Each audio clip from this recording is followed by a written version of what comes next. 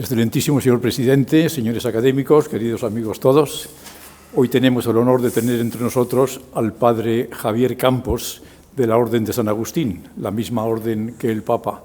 Y ahora nos estaba contando que no solo es de la misma orden, sino que es amigo personal suyo y que tiene estrechas relaciones en cuanto es un poco como el consejero suyo, sobre todo para asuntos, para temas del Perú, donde el padre Campos va con mucha frecuencia. El padre Campos es el correspondiente nuestro desde hace muchos años. Ya le conocemos, ha estado en este salón ya en diversas ocasiones, pero no solo es académico correspondiente nuestro, sino que también es de la Real Academia de la Historia, de la de Ciencias, Nobles Artes y Bellas Letras de Córdoba, de la de Bellas Artes de San Telmo de Málaga, de la Academia Peruana de Historia de la Iglesia y de la Medicina. Es además doctor honoris causa por la St. Thomas University de Miami y por la Universidad Nacional Mayor de San Marcos de Lima, en Perú. Ha sido rector de los estudios superiores del Escorial, donde fundamentalmente desarrolla sus trabajos de investigación y su actividad docente e investigadora. Es fundador y director del Instituto Escorialense de Investigaciones Históricas y Artísticas. Es además director del Anuario Jurídico y Económico Escorialense y presidente del Consejo de Redacción de la revista centenaria, se fundó en 1898, de Jóvenes Universitarios Nueva Etapa. Es consejero de número del Instituto de Estudios Manchegos, miembro consultor del Secretariado de la Comisión del Patrimonio Cultural de la Conferencia Episcopal Española y ha sido director de diversos colegios mayores universitarios, en Mendel, Escorial, Jaime del Amo y Berrospe, y está en posesión de algunas distinciones, entre las que destaca la encomienda de Alfonso X el Sabio, y es además visitante distinguido de la Coral Gables de Miami y de Cuzco. Y luego es investigador de un amplio abanico de temas, sobre todo de la Edad Moderna, las relaciones topográficas de Felipe II, de la Orden de San Agustín, el Escorial y la Orden de San Jerónimo, de fiestas barrocas, religiosidad popular, y podía seguir leyendo medio folio más. Ya me dice que pare, ya paro atendiendo a su indicación. Le dejo con ustedes, no antes darle las gracias, porque tengo que hacer un esfuerzo enorme para poder estar con nosotros hoy. Me decía esta mañana que había tardado 13 horas en venir desde el Escorial hasta aquí. Y luego, para venir a la academia, estando incluso en Sevilla, también le ha costado trabajo porque el taxista no sabía dónde estaba la academia y ha tenido que decirle, déjeme cerca de la Giralda, que ya llegaré yo andando. O sea que le damos las gracias a él por el periplo, por estar aquí entre nosotros, y a todos ustedes las gracias por su asistencia, porque con el día que hace hay que tener verdadero interés en poder venir a oír hablar de Velázquez una vez más, en este caso de Velázquez en Sevilla. Velázquez en el Escorial, un sevillano en el Escorial. Pues les dejo con ustedes al padre Javier Campos. Queridos alumnos, que todavía tengo aquí alumnos sevillanos del Escorial, una especie de Velázquez, compañeros de los simposios que hemos hecho durante 30 años en el Escorial, y les vengo a hablar de eso porque me llamó la atención de tener que, hablando del Escorial, con los tiempos que corren, no me refiero a la meteorología, con la creación de la colección de Aracaja, y eso queda muy bien para los turistas, pensando las colecciones reales que han hecho, pero el expolio que están haciendo de los diversos centros del patrimonio para concentrarlos en ese nuevo museo, pues de momento el cuadro de Velázquez sigue estando en el Escorial, de momento. Y claro, esto muchas veces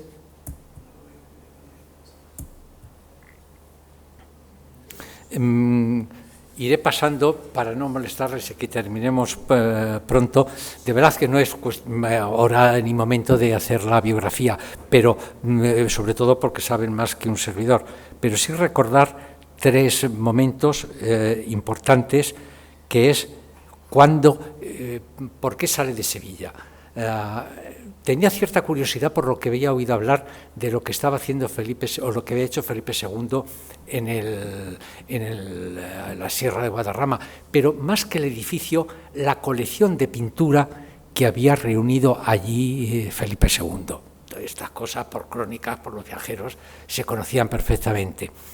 Y entonces viaja para ver el Escorial, muy amigo del conde duque, y consigue que el conde duque, él también quería, de alguna forma, lógicamente vía conde duque, tenía todo abierto, hacer un cuadro o pintar al rey, porque suponía que iba a ser esto el espaldarazo. Y entonces no lo consigue, se pilla un poco deprimido y le hace un cuadro al conde duque. Llamó tanto la atención en Palacio el cuadro que Felipe IV dice, oye, pues habrá que llamarle que venga a que me haga una pintura. Y va al año siguiente, ya más o menos la petición es que le haga una pintura, un retrato. Le gustó tanto al rey cuando vio que el pago, además de pagarle el metálico, lo que hubiesen acordado, es cuando lo hace pintor de cámara, que ya era una posición y una especie de tarjeta que podía presentar para muchas otras cosas. Después del primer viaje a Italia, cuando vuelve, consigue ya un poquitín, tiene confianza, tiene ciertas trato con el rey, que le pide, así sin más, le pide que le haga aposentador mayor de palacio. Ese será el motivo de por qué luego se va a relacionar con el Escorial, ya como una tarea suya del oficio. Pero claro, el aposentador era siempre un cargo que recaía en miembros de la nobleza. Que llegue Velázquez a pedirle eso al rey lo consideran un poco una insolencia. Pero esto se termina rápido cuando Felipe IV le dice, Velázquez, pintor. Pues lo ha dicho el rey, no hay más remedio que lo acepta. Y el tercer paso importante en su currículum, diríamos, es cuando ya muy avanzada la vida de Velázquez, le hace la concesión de ser miembro de la Orden Militar de Santiago. Esto tuvo que pasar una barrera de obstáculos, en primer lugar, por la limpieza de sangre, que esto era una cosa que se vigilaba mucho en el Vaticano y hubo que buscar una excepción para, lo decide el Papa, pues no hay más problema que... segundo, también tenía el problema de hacerle, de alguna forma, oponerse, no tiene limpieza de sangre, las órdenes militares, es cierto, lo tenían en sus estatutos. Entonces, pues lo mismo, si el Papa le ha dado dispensa para uno, ¿por qué no la va a dar el rey? Pues el rey lo mismo, vía Consejo de Castilla, decide que se haga que se le dé el hábito de la Orden de Santiago. Entonces, personalmente, llega a lo más alto, cualidades tenía y por eso es por lo que va consiguiendo. Para que vean ahora la ventaja del Escorial, claro, esto lo podemos ver nosotros. Velázquez vio el Escorial desde muy alto. Si tenía buena vista con Rubens, ahora lo veremos. Entonces, Felipe IV tuvo una estima por el Escorial, muchas cosas de estas por los documentos, porque era su abuelo, etcétera. Pero es que en la realidad demostró todas ese afecto por el Escorial porque aumentó Felipe II. Yo soy de los que llevo tantos años y vivo en su casa, que a veces termino por tirar la toalla y no entender a Felipe II. Porque es que se escurre como el pescado, porque les voy a decir un detalle y ya me voy saliendo. Les concedió a los jerónimos, que es un tema apasionante para un servidor, lo que se llama el nuevo rezado. El nuevo rezado era el nuevo culto litúrgico reformado por Trento, eso había que imprimir, misales, breviarios, hasta 60 y tantos libros, tipos de libros. Entonces les dio el privilegio de la impresión a los jerónimos del Escorial. Punto y seguido. No les permite que tengan imprenta. ¿En qué quedamos? Entonces las bulas, de lo que antes era para los mayores, para la bula, para los viernes de Cuaresma, etcétera, la hacían en el monasterio de Prado, a las afueras de Valladolid, hoy ya integrado en Valladolid, Nuestra Señora del Prado, de los Jerónimos, que es la sede actual de la Consejería de Castilla y León, un edificio fabuloso, y el segundo patio se le llama Patio de las Bulas, porque era donde se imprimían. Ventaja de esto, que por eso los jerónimos, los del Escorial, tuvieron que pactar con los buenos libreros, impresores de Europa. De ahí viene el contacto que tienen los del Escorial con Plantino. O sea, es por esto, porque no tienen la... Bueno, pues entonces esto no se comprende, pero bueno, fue así. Creó Felipe II una vela al Santísimo perpetua por los monjes del Escorial. Perpetua y 24 horas al día. Felipe IV amplía esa visión, esa vela, concediéndoles también creando una obra pía estrictamente para él, la reina, para la familia real de aquel momento, encabezada por él.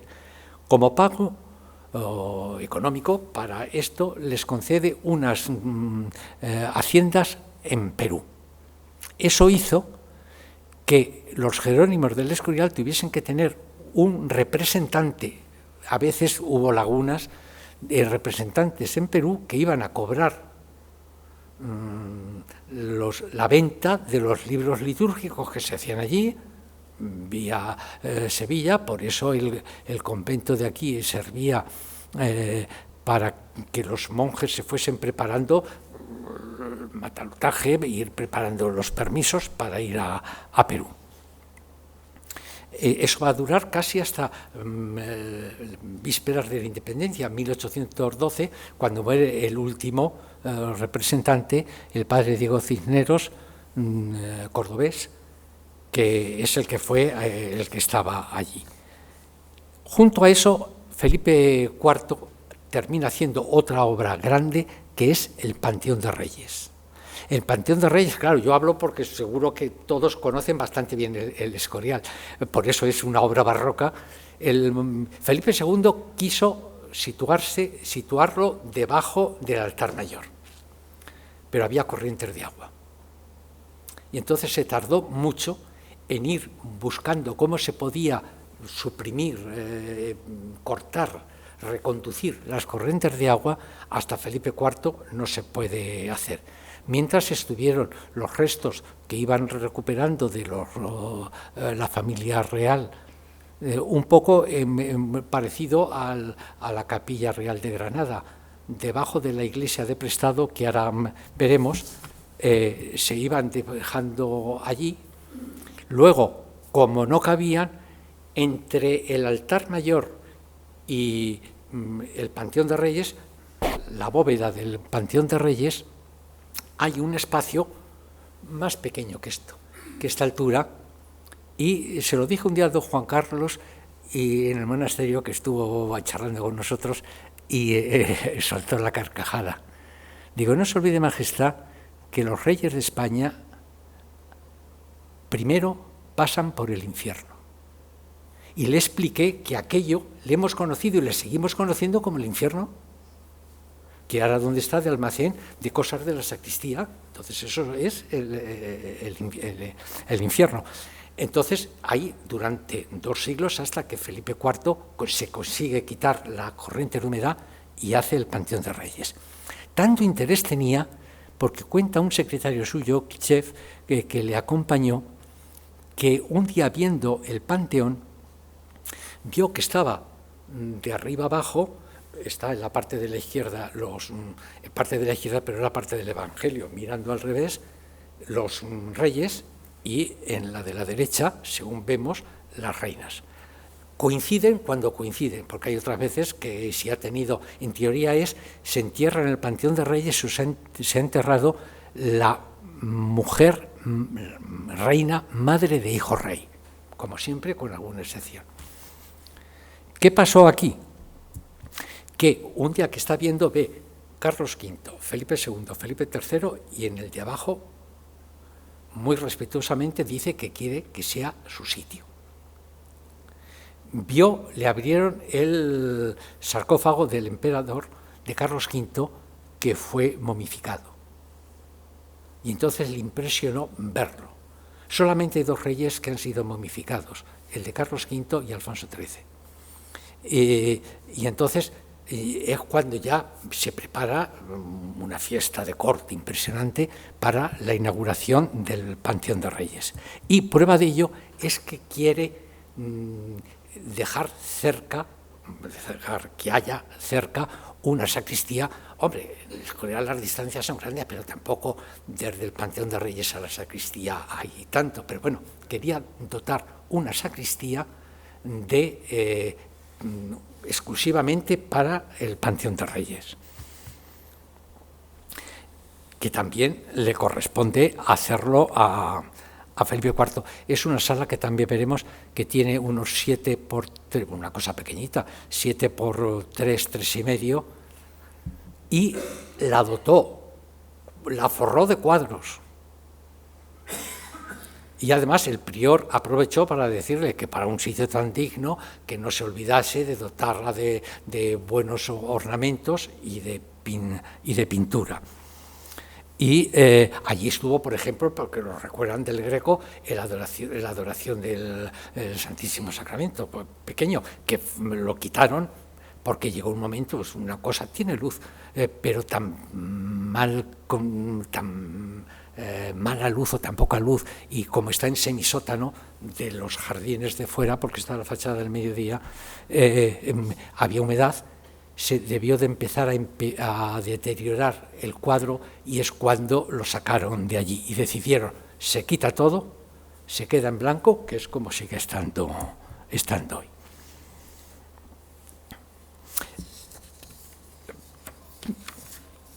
Con todo esto, como aposentador mayor, le encarga, que es por lo tanto a la vuelta del segundo viaje, del primer viaje, que tiene que reorganizar la pintura en el Escorial. Le deja, sabiendo la categoría que tiene, le deja que estudie, y diríamos hoy, carta blanca, para que haga, claro, Velázquez es un problema porque tiene que armonizar, y hoy día, bueno, pues a lo mejor en cualquiera es lo que piensa, estudiar qué cuadros pone, con qué criterios se ponen esos cuadros, no solamente por tamaño, por tema, porque tiene que colocar menos la pintura al fresco que hay, que es la que conoció Felipe II, la pintura del presbiterio, la bóveda del coro, los claustros principales, que son frescos, todo lo demás eran cuadros, y entonces tiene que organizar lo que hay, más 51 cuadros que llegaron con parte de los que había comprado Felipe Velázquez por mandato de Felipe IV en el segundo viaje a Italia, y otros que estaban en el Buen Retiro, en los palacios de Madrid, y entonces son los que lleva en total al Escorial, pensando ya dónde se van a colocar esos cuadros. Por los documentos, la pieza, diríamos, predilecta de Felipe IV era la sacristía. La sacristía y la iglesia de prestado o iglesia vieja, que es como la conocemos. El monasterio se construyó de fuera adentro. Lo último fue, por lo tanto, el Patio de Reyes y la Basílica. Mientras que se hacía eso, hay una iglesia provisional, y que lo que hemos llamado nosotros iglesia vieja o iglesia de prestado, que allí también una decoración especialmente mimada por el Greco, por Velázquez, la decoración, y para que vean la categoría, allí es donde estuvo inicialmente, rechazado por Felipe II, el martirio de San Mauricio. Entonces hubo que buscar otro sitio más o menos noble, y allí es donde se colocó el martirio de San Mauricio, que le están terminando de preparar una caja armario porque se lo llevan a restaurar, supongo que dentro de 20 días o un mes, cuando esté preparado todo eso. Entonces, bueno, además del martirio de San Mauricio, estaba cuadros de Navarrete, que ahora están en otro sitio, y de Pantoja de la Cruz, para que veamos la calidad de cuadros que había, y que Velázquez, sabiendo que son las dos piezas que más quiere el rey, es las que cuida. Con todo esto tengo que hacer un brindis por Felipe IV por su relación con el Escorial. No sé, pero en buena parte, sobre todo de estudiantes, Felipe IV ha gozado de mala prensa, quizá por algunas películas, por algunas cosas, por la vida nocturna de Felipe IV, etc. Tuvo una sensibilidad impresionante, tenía una cultura de arte impresionante, y prueba se ve lo que va rescatando y va pidiendo. Claro, paga el rey. A Velázquez, como a cualquier otro, no le importa, como cuando Felipe II envía a los embajadores a que busquen manuscritos buenos para la Biblioteca Real. Hoy diríamos, el dinero que sea. Claro, por eso la biblioteca es la biblioteca, porque como paga el rey, pues no había problemas. Entonces, vamos avanzando para que vean un poco. Eso de arriba, es que el puntero no funciona, eso de arriba justo que del presbiterio es el fresco, lo demás del cuadrado es de Lucas Jordán. Entonces, la escalera principal fue la que hizo Lucas Jordán, y en vista de que gustó tanto, es cuando se le invita, se le encarga que decore la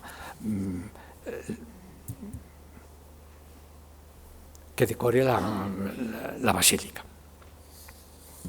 Y vamos avanzando porque si no, no terminamos. El que mejor conoció a Velázquez en el Escorial fue el padre Francisco de los Santos. Francisco de los Santos, también con una cultura 2 veces prior, con una cultura impresionante, de hecho es el que tiene la mejor descripción, porque sabía arte y sabía teología, por lo tanto, y Sagrada Escritura, por lo tanto, es que puede ir diciendo qué tipo de cuadros corresponde explicar el contenido, y es el que tiene contactos con Velázquez. Bueno, pues ha venido el aposentador mayor de parte del rey, está reorganizando. No cabe duda que con los inviernos duros del Escorial de entonces, quitando el de este, quiero decir, hay unos tiempos, cuando Felipe II, y ahora me acuerdo, porque además eso lo dije aquí, que gustó en otra conferencia, que gustó cuando, pero claro, manda el rey, cuando le encarga, al terminar la Biblia Regia en Plantino, en Amberes, le encarga a Arias Montano que vaya al Escorial a organizar la biblioteca. Y Arias Montano, pues no hay más remedio que ir. Es curiosísimo leer la correspondencia con el secretario González, porque ahí hay una especie de tira y afloja. El rey me necesita, pero yo necesito al rey. Entonces vamos a ver cómo manejamos. ¿Por qué? Porque quería cierto nombramiento y cierta categoría. Había hecho la Biblia Regia, personalmente es la mejor obra del Renacimiento español. La calidad, el contenido, el estudio. Desde el punto de vista librario, la Biblia Regia es impresionante. Entonces, claro, eso lo sabe Felipe II, eso lo sabe de los consejeros, pero no le terminaba de dar todo lo que quería. Y entonces, ahora quiero esto, ahora quiero lo otro. Y claro, hay un momento en que se ve que le cogió un otoño duro en el Escorial, porque en una de las cartas le dice a Zayas la nostalgia de las piedras. ¡Qué bonito! Qué bonito cuando le dice, hoy diríamos, estoy harto. Él está pensando en Aracena. Y entonces, claro, de que le diga que no, que hay que seguir, y ahora necesito esto, y ahora los pedestales de los reyes que saldrán del patio de Reyes. Entonces, así es como va consiguiendo las inscripciones de las salas capitulares que hay debajo de unas figuras que están que lo hace. Entonces, con esto, pues lo mismo que hizo ayudante de Arias Montano, el padre Sigüenza, el gran historiador del Escorial, es el que deciden, con un equilibrio, de hacer las... Quizá está muy discutido si la decisión de la decoración de la biblioteca son las artes liberales, en lo que da al colegio la filosofía, lo que da al monasterio los cesteros, la teología, como está pensado todo. Debajo de la pintura de las artes liberales viene un pasaje de la historia que tenga relación con el arte, y en los extremos, bueno, hay, porque se ve personajes que hayan destacado en ese arte.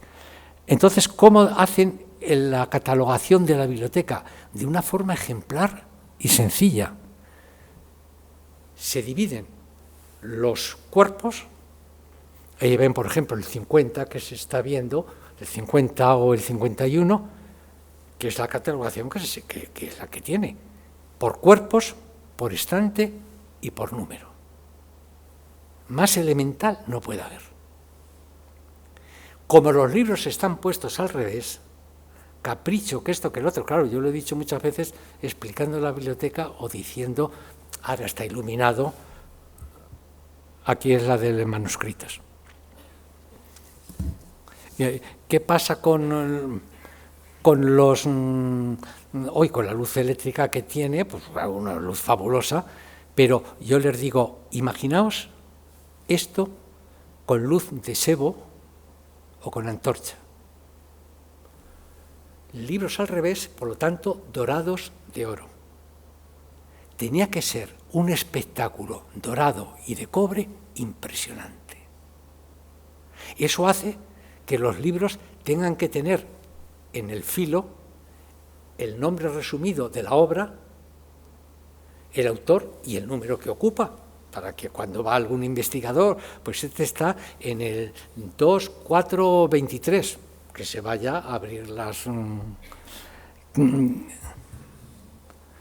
Bueno, ahí se ve en el de la izquierda, abajo, cómo están puestos cómo se ponen los títulos, cómo está. Las encuadernaciones del Escorial es siempre avellana con el escudo grabado a fuego, que es la parrilla, con todo esto. Es malo, se ha dicho siempre, robar un libro del Escorial, porque lo primero que hay que hacer es encuadernarlo para ocultar, diríamos, su partida de nacimiento, de dónde es. Cuando ingresaron en el monasterio libros con encuadernaciones de lujo, y estoy pensando en las del Conde Duque, una biblioteca lujosa, y las de Muley Yazan, el sultán de Marruecos, entonces no se desencuadernan, sino que se les graba la parrilla en la encuadernación de lujo que tengan.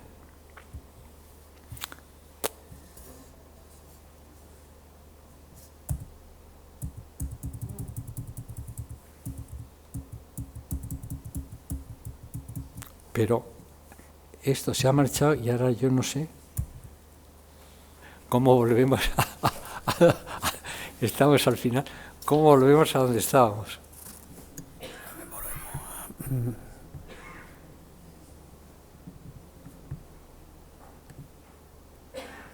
Estábamos al final, ¿no? Bueno, si es, pero ¿es aquí o aquí? Aquí. Ah, aquí. Aquí en la flechita que hay. Bueno, aquí también lo puede hacer usted si quiere, es más fácil. También, allá. Un poco más atrás. la previa, el siguiente, aquí, Más atrás.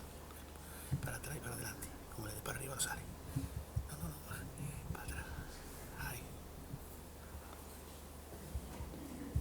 Aquí está.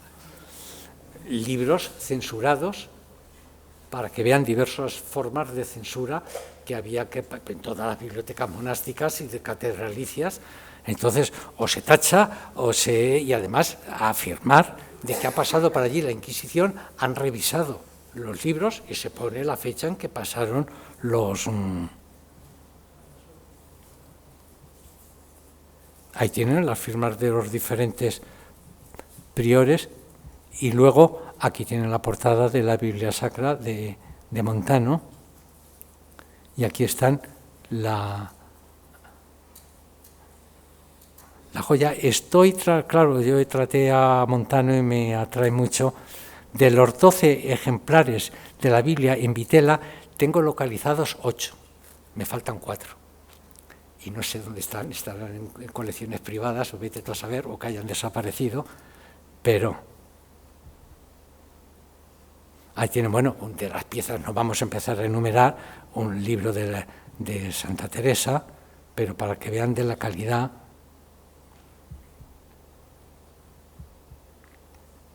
Bueno, nos saldrá de la túnica de José, no sale, ya no saldrá. Velázquez tiene la primera comisión que por eso les he dicho que podía haber visto el monasterio desde arriba, porque cuando vino Rubens a España, Felipe IV le encarga que vaya a enseñarle el Escorial. Y entonces Rubens, desde el puerto de Malagón, lo que conocemos bien el Escorial, en Abantos, el monte que es bien encima del monasterio, allí estuvo Rubens, porque se ve el dibujo que hizo con el antiguo bibliotecario, en la época que yo era estudiante de teología, se localizó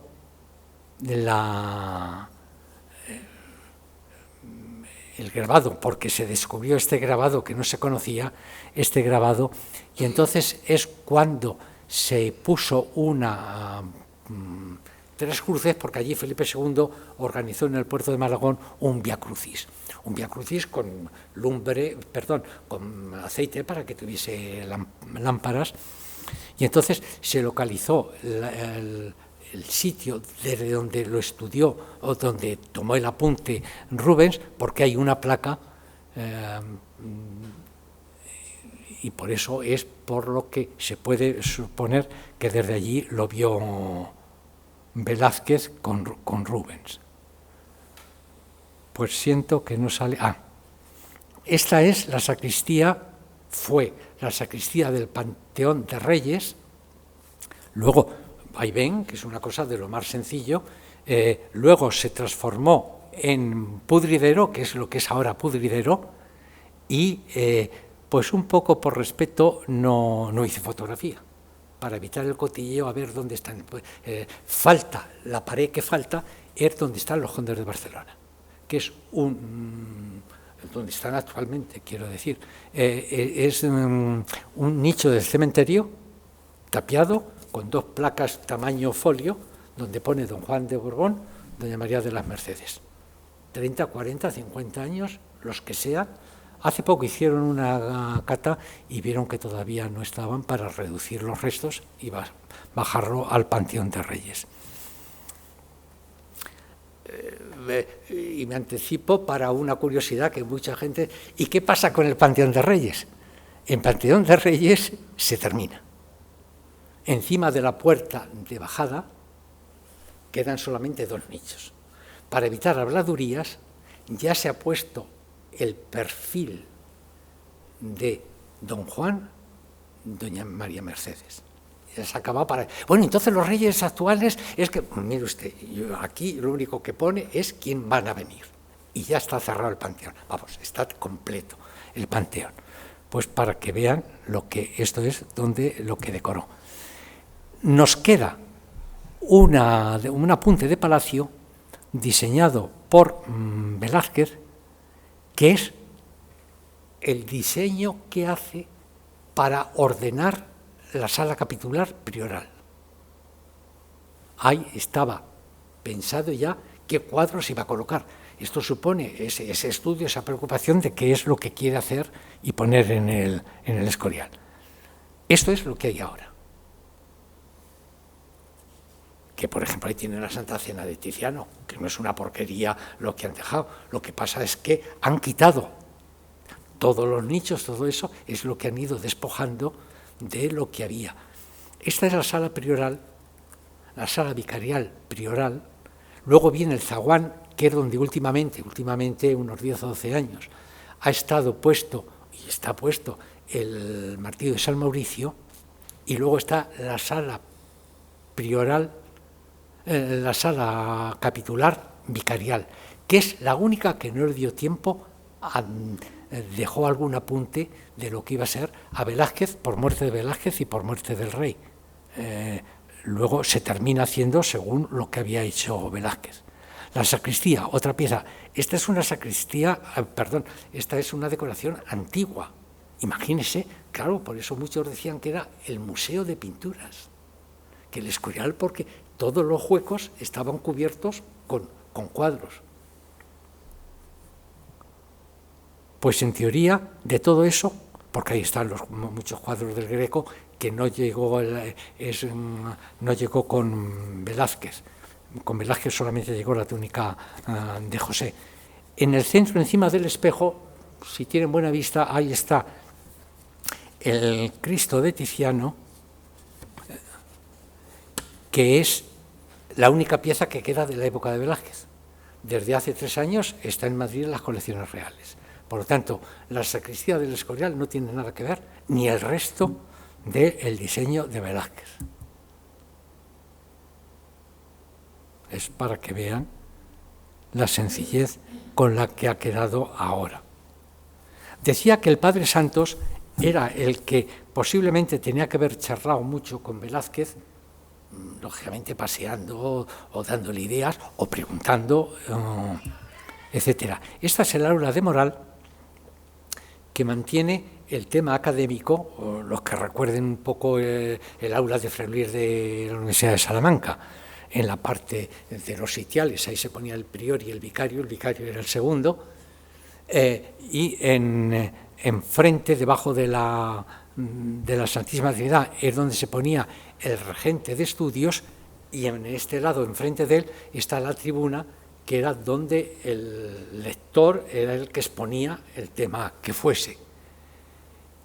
Junto a la puerta, arriba, está que es la presentación de la Virgen en el templo, es donde se puso el cuadro del retablo de Yuste, de Tiziano, que vino ahí, y por las dimensiones, y como soy un poco terco y cabezón, yo dije, aquí no cabe la Santísima Trinidad.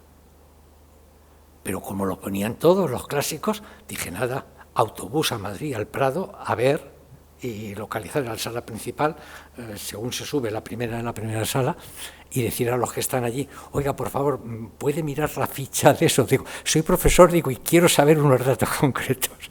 Y ya, con las dimensiones, luego ir a medir con uno de estos que tienen los arquitectos de estos, que había justo, pero lo importante es el tema de que Carlos V deja todo diseñado para su entierro en Yuste, pero eso daría para otro día.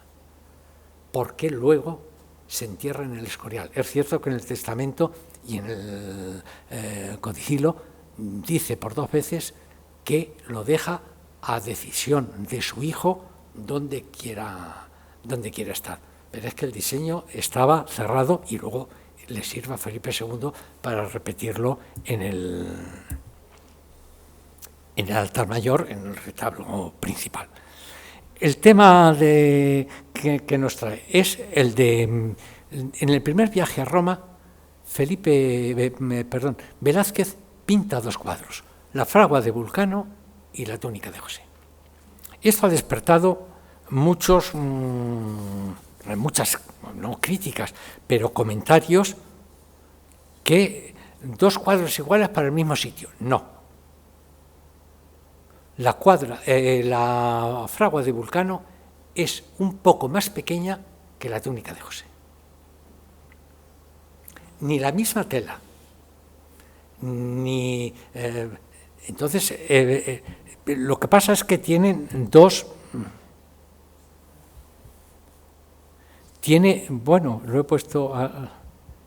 tiene características. Además, los pinta sin encargo, porque la túnica de José se la pagaron. Por lo tanto, se ve que le gustó al rey y dijo, bueno, esto lo quiero, ¿cuánto es o cuánto pide eso?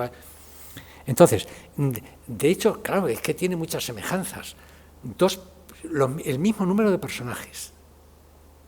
En algunos casos el mismo modelo, que por eso les pongo aquí el de la túnica de José, el de la izquierda suya y el de la fragua de Vulcano, el de la derecha. Esto ha tenido, bueno, ahora que sale, gustó tanto la túnica de José que le hicieron unas cuantas copias. Que yo sepa, una en colección privada, que yo por lo menos no sé qué colección privada es. Las otras desaparecidas. Y me entero no hace mucho que en la iglesia de San Miguel Arcángel de Córdoba hay una. Me dice el párroco, padre, venga cuando quiera. Dice, está muy mal.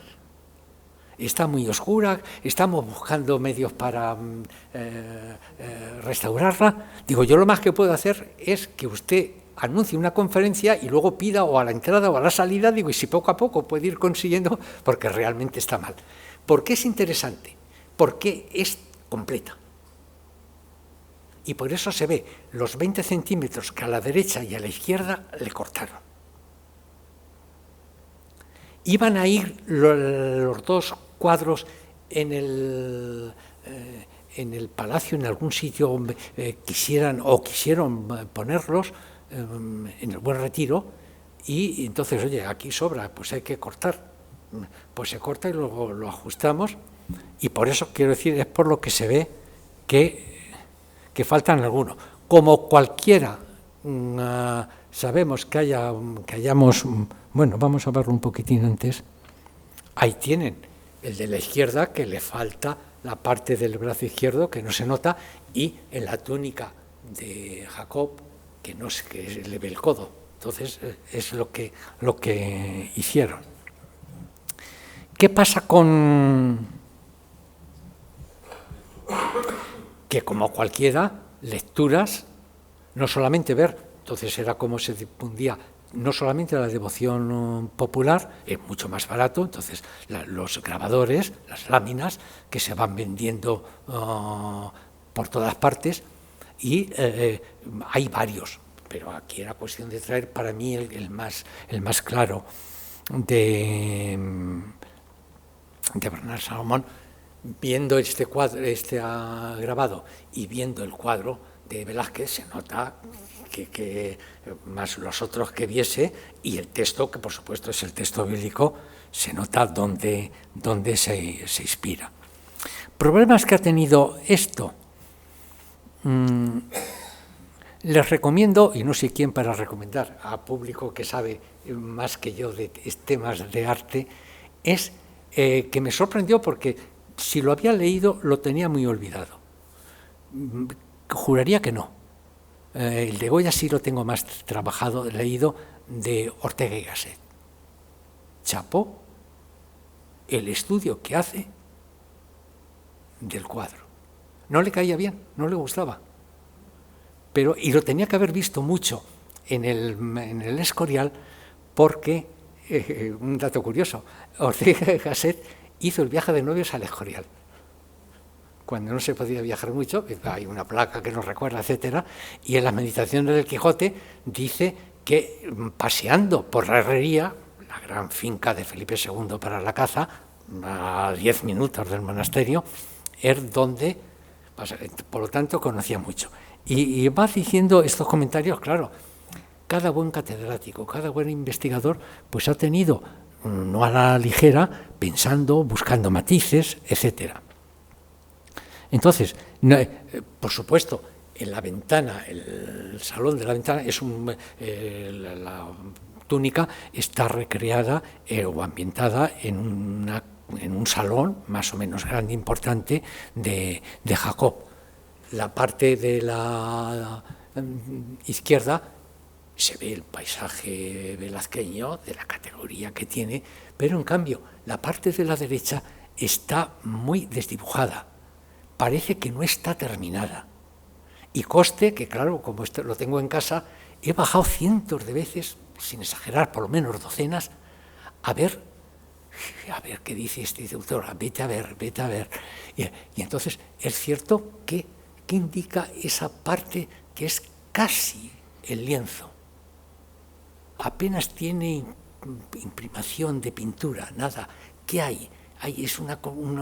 No es una cortina, es una pared separada de un lado y del otro, porque el piso sí se nota que está piso que es interior, porque reproduce, lógicamente, para la perspectiva, el ajedrezado de tantos pintores de fines de la Edad Media, qué sé yo, Gallego, Berruguete, cuantos se señalaba entonces esos pisos preciosos de la Anunciación, de la adoración, para al espectador que vaya viendo la profundidad del lienzo.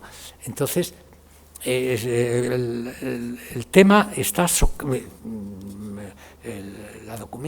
más que la documentación, el texto que inspira a Velázquez es el texto del Génesis, que es donde se narra la aventura. Y claro, ahí viene, lo único que le critica, más que criticar, le excusa el Padre Santos, es, pues tenía por aquí, pero ahora si no lo buscamos, ¿quién es el Padre Santos? Que lo recordarán. El Padre Santos es el que tiene al final de la sacristía el lienzo de la Sagrada Forma, que le está enseñando a la adoración. Carlos II, que es el que pagó el retablo, es el que tiene la custodia con la Sagrada Forma, con un pelo canoso blanco precioso. Ese es el Padre Santos. Pues dice que el texto bíblico que le enseñaron como prueba de la muerte de José es la túnica. Dice, y aquí el pintor tiene una licencia que pone la túnica y la camisa. Bueno, pues oye, yo soy como escribo una novela histórica, yo recreo los personajes que quiera, pero vamos, que es fiel totalmente. Otro tema debatido es quién le lleva la noticia a Jacob, los hermanos o pastores. Y ahí es donde cada cual va hablando. No soy latinista, pero me ayudó a leerlo, que el texto de la Biblia, de la versión de San Jerónimo, la Vulgata, pone el verbo mito, enviado. Los hermanos enviaron, no fueron ellos. Me puedo equivocar, pero eso me ha dado aliciente para decir, ojo, que aquí hay algo de esto. Entonces ahora viene el dramatismo que están representando ahí los tres personajes. Elogia mucho, se ha elogiado en la túnica como en la fragua de Vulcano, los torsos desnudos, la categoría, la calidad de la pintura que Velázquez aprende y ve en Roma, quizá más en escultura que en pintura, pero bueno, da lo mismo. Entonces aprendió de lo que estaba viendo y aquí le sirve para eso. Entonces, los que son, le están diciendo, pero lógicamente los pastores tuvieron que escuchar el relato de los hermanos de José para vete a nuestro padre y diles que esto y esto. En algunos casos se ha dicho que el texto bíblico dice que mataron a un cordero y impregnaron, mancharon la túnica con la sangre. Aquí ha sido un poco liviano porque de verdad hay poca sangre. Hay rojo, lógicamente, pero bueno, pues al espectador le está recordando el texto bíblico, la fidelidad. Ahí le están mostrando como prueba de que ha muerto, ha sido devorado, le han puesto esa señal o esa mancha de sangre. Lo único que hay que resaltar que en la fragua de Vulcano es un engaño, por eso Vulcano tiene esa cara de sorpresa, porque es cuando le están diciendo que su mujer la está engañando, y entonces es la sorpresa que muestra. Y aquí es el engaño también que se ha cumplido, porque el José ha muerto. Le están diciendo la verdad, no le están diciendo quién fue el agente de la muerte. Entonces, todo eso, y claro, resaltan que hay que tener en cuenta que quizá el engaño desenmascarado, que es el que están haciendo en la fragua de Vulcano, y el engaño consumado por la muerte de José. Pero quizá resaltar desde el punto de vista dramático y trágico es los dos personajes que están siendo víctimas de ese engaño que le están contando. La expresión de Jacob, que es el primero que está recibiendo la noticia, no sabía nada. Oye, que ha muerto tu hijo devorado por unas bestias, y aquí está esto. Entonces, es eso. También algunos han criticado lo poco marcada que está la mano de la derecha con aquellos personajes desconocidos. Son dos hermanos que están en silencio. Y sobre todo es el perro. El perro es de los mejores animales de Velázquez, que es el que intuye la muerte sin que nadie le diga nada. Bueno, son las 8.